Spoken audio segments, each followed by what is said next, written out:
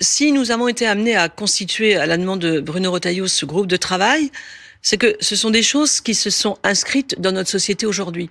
Je suis sûre que vous ne m'auriez pas invité il y a 10 ans pour ce sujet. Vous ne m'auriez pas invité il y a 10 ans.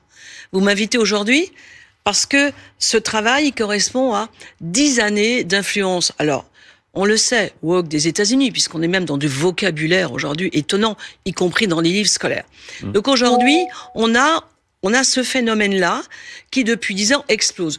Vous regarderez, si vous avez le temps, le rapport, les chiffres ont explosé dans tous les pays du monde, y compris en France, même si en France, on ne nous en donne pas. J'ai lu effectivement, les séjours hospitaliers, par exemple, pour la chirurgie, ont été multipliés par 3 en 10 ans. Oui, c'est pas neutre. C'est pas neutre.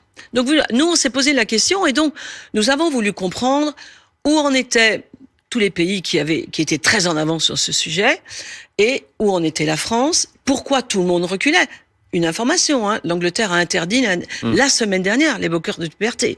Donc voilà, l'idée c'est ça, c'est de se dire, posons-nous la question, pourquoi ces enfants aujourd'hui demandent à changer de sexe et que nous les accompagnons aujourd'hui un peu vite. Mais encore une fois, je reviens à ce mot que vous avez employé, le mot de mode, dire qu'il y avait un effet de mode, plutôt que de dire, par exemple, que puisque on parle plus librement de ces sujets-là, peut-être que ça permet aussi à un certain nombre, d'aller vers ce sujet-là et d'aller vers la transidentité. Je ne pense pas qu'on en parle plus librement, je pense qu'on en parle différemment. Différemment.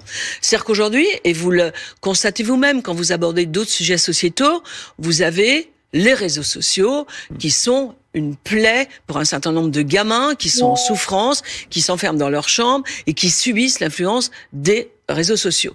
Vous avez quand même, en septembre 2021, la circulaire Blanquer qui inscrit dans l'école cette problématique avec des enfants à l'école et au collège. Quand même, la circulaire Blanquer, elle a donné des orientations sur ce questionnement. L'école, pour moi, elle doit rester en dehors d'eau. Donc on a tout ça.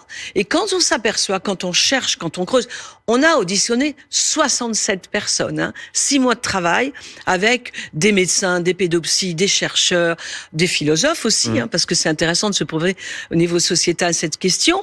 On s'aperçoit aujourd'hui qu'il y a des influences transactivistes partout, y compris dans les ministères. Les 2 personnes qu'on a vues là il y a 2 minutes, je les ai auditionnées. Ce sont moi je parle pas des trans adultes. Pour que les choses soient claires, justement, pour que les choses soient claires, là ça concerne bien les enfants, les moins de 18 ans. Il n'est pas question pour vous d'interdire la chirurgie pour les grands. Moi j'ai pas ni d'analyse personnelle sur qui fait quoi de son corps quand on est adulte. Aujourd'hui, on a cette problématique dans l'école. On voit bien, il y a des enfants qui finissent par se poser déjà quand dans les livres de seconde, on n'appelle plus un homme et une femme, mais sexe assigné à la naissance. Typiquement, le langage woke des États-Unis. Je suis désolée, on nous assigne pas un sexe à naissance. On est homme ou on est femme. Après, on fait ça. Quand on est adulte, on fait ce qu'on veut de son corps. Et si on se sent pas bien, on s'accroît. Aujourd'hui, je voulais juste finir par ça. On s'aperçoit que dans les questionnements des adolescents, d'abord, il y a beaucoup plus de filles que de garçons. Beaucoup plus de filles que garçons. Donc, posons-nous la question, pourquoi les filles sont si mal, pourquoi elles se posent des questions, accompagnez-les. On a un autre sujet, c'est l'absence de services pédopsychiatriques aussi. Parce que le mal-être de l'adolescent, on l'a tous connu.